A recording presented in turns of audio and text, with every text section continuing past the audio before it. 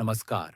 मैं हूं William Shakespeare, अंग्रेजी भाषा का एक विनम्र सेवक, एक कवि, एक नाटककार और शब्दों का साधक। मेरी कलम ने जिन पात्रों को जन्म दिया, वे अब भी मंचों पर जीते हैं और मेरे शब्द आज भी इंसान के मन और आत्मा को झकझोरते हैं। आइए, आज मैं आपको अपनी कहानी खुद सुनाता हूं। मेरी जिंदगी की वो यात्रा जिसने मुझे एक साधारण इंसान से विश्व साहित्य का अमर लेखक बना दिया। बाल्यकाल और प्रारंभिक जीवन। मेरा जन्म 23 अप्रैल 1564 को इंग्लैंड के एक छोटे से कस्बे स्ट्रैटफोर्ड अपॉन एवन में हुआ। मेरे पिता जॉन शेक्सपियर एक दस्ताने बनाने वाले और नगर परिषद के सदस्य थे और मेरी माँ मेरी आर्डेन एक संपन्न किसान परिवार से थीं। मैं उनके 8 बच्चों में तीसरा था। बचपन में मैं कोई विशेष नहीं था, न ही बहुत अमीर, न ही बहुत प्रसिद्ध। पर किताबों और कहानियों से मुझे शुरू से ही प्रेम था।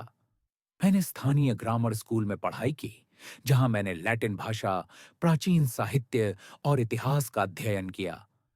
इन्हीं पुरानी कहानियों और कविताओं ने मेरे मन में कल्पना के बीज बो दिए।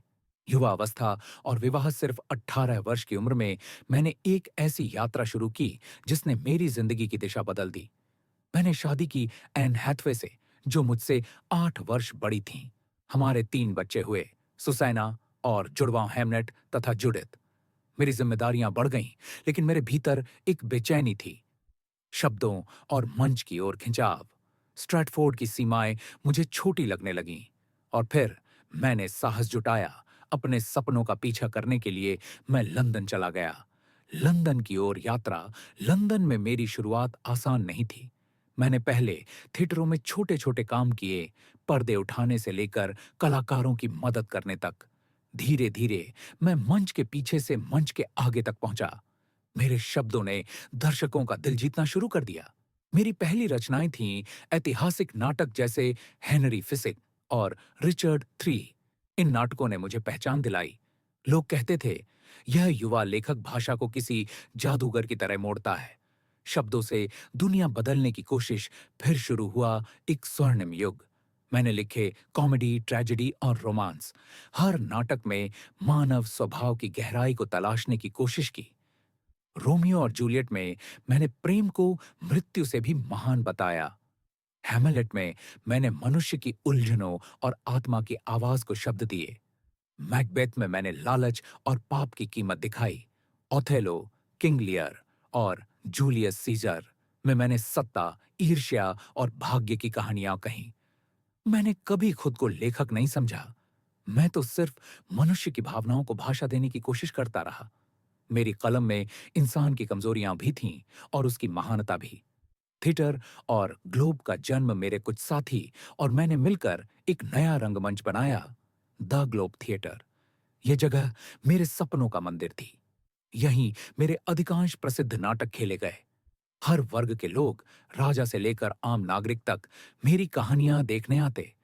मंच के सामने बैठा हर व्यक्ति अपनी जिंदगी का कोई अंश मेरे शब्दों में खोजता। कवि और नाटककार दोनों सिर्फ नाटक ही नहीं, मैंने कविताएं भी लिखीं।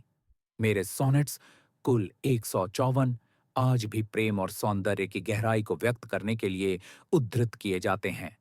मुझे विश्वास था कि शब्द केवल मनोरंजन का साधन नहीं, बल्कि आत्मा तक पहुंचने का मार्ग है। वापसी और अंतिम दिन।